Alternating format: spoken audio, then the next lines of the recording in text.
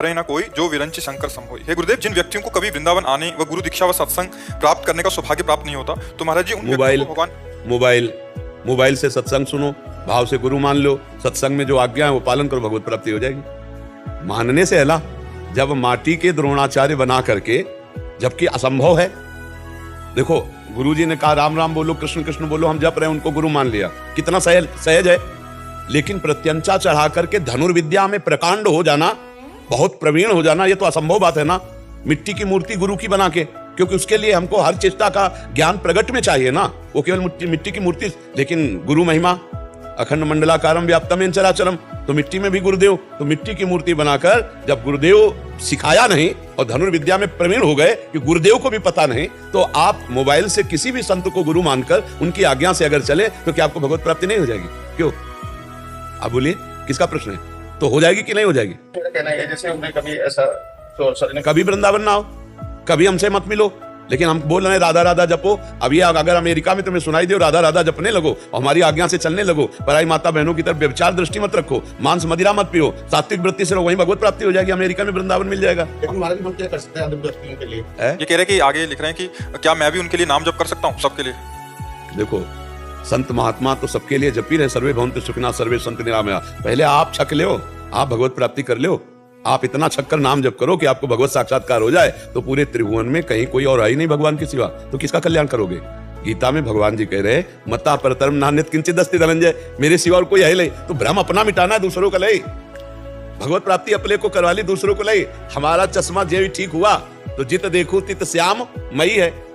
गोस्वामी तुलसीदास जी का जब भाव नेत्र खुला तो जड़ चेतन जग जीव जत सकल राम मैं जानी, बंदो सबके पद कमल सदा जोरी जुगपाल। सब में भगवान का। अब किसका उद्धार करना है?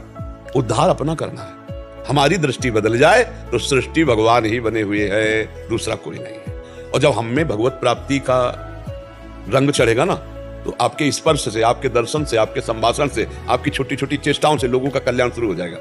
करना नहीं पड़ता, अपने आप कल्याण होने लगता है। पहले हमको छक के भजन करना है, पहले हमको देहाभिमान मिटाना है, पहले हमको नानात्व बुद्धि हटानी है। सब में ईश्वर दिखाई दे, यहां तक हमें चलना है, आगे की बात फिर सोचना, पहले यहां तक पहुंचो।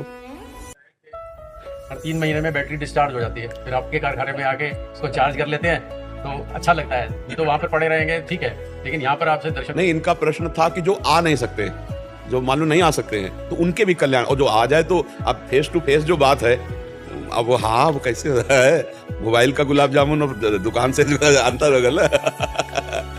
आपको देखना जरूरी है। अब जो नहीं आ सकते तो फिर उपाय तो बताया जा सकता है ना। उनका कल्याण नहीं रुकना चाहिए, कल्याण हो जाएगा। संत वचन मानने से कल्याण हो जाएगा। आप मान लो तो वृंदावन वहीं पहुंच जाएगा, संत वहीं पहुंच जाएंगे। मान लो हम नहीं जाते तो कोई ना कोई संत तुमसे मिलेगा, तुम्हारा कल्याण करेगा। जब कोई जीव व्याकुल होता है अपने कल्याण के लिए, तो भगवान उसके अंतर में बैठे हुए हैं, वो ऐसे ही मिला देते हैं, या बुला देते हैं, या भिजवा देते हैं, वहीं पहुंचा देते हैं। वो भगवान विधान बनाते हैं। पर जीव के अंदर कल्याण की इच्छा जागृत तभी होगी जब सत्संग होगा। अगर संत संग ना मिले तो कल्याण की इच्छा ही नहीं हो सकती। क्यों? आप विचार करो। बाबा जी, एक ऐसी चीज है, संत ज्यादातर वृंदावन में मिलते हैं, अपने वहां पर संत ढूंढने से नहीं मिल रहे अभी। बाबा जी, आपके कहने अनुसार हम गाय की रोटी बना के बाहर जाके देखते भी हैं कि कोई है या नहीं, कोई नहीं होता, सब देखो, पहले सब संत सुखी विचरण तुम्हारी। आप संत विचरण करे तो कह रहे बच्चा चोर मार डालते 2-2 3-3 संतों को। तो अब संतों को भी तो लगने लगा कि भाई अब जाएंगे हम रोटी मांगने, कहेंगे बच्चा चुराने आए तो मार डाला जाएगा। जो बच्चा चुराने वाले होंगे उनका अलग, तुम पकड़ ही नहीं पाओगे उनको, वो तो अलग उनका होता है। अच्छा, मान लो हम कह रहे हैं अगर हमें शंका है कि बच्चा चुराने वाले हैं, तो उनको कैद कर लो, कमरे में बंद कर लो, पुलिस को बुलाओ, जानकारी कर लो कहां से आए कैसे आए, और फिर कानून हमारा उनको दंड देगा। अब ऐसे घेर के मार लाठी मार डाला, वो कौन सा पायल कर? नहीं। अब जैसे नौजवान बच्चे हैं, अभी गांव में जाएं, अन्यत्र ब्रज में तो मांगने में अभी मर्यादा है, बाहर अगर घरों में मांगने जाएं तो लोग मतलब उपहास करेंगे, लोग मार देंगे। नहीं, पहले संत गांव विचरण करते थे। बहुत से महात्माओं जो गांव में आते, कुछ ऐसे स्थान होते जिनमें रुकते, प्रवचन करते। अब तो हाँ, अब तो बड़ा मतलब विचित्र खेल है। तपसी धनवंत और दरिद्र ग्रही कलि कौतुक तात लजात। अब तो भैया मतलब बड़ी विचित्र व्यवस्था है। हाँ, बहुत कलयुग का बड़ा, बस भजन करके निकल जाओ, यही खास बात है।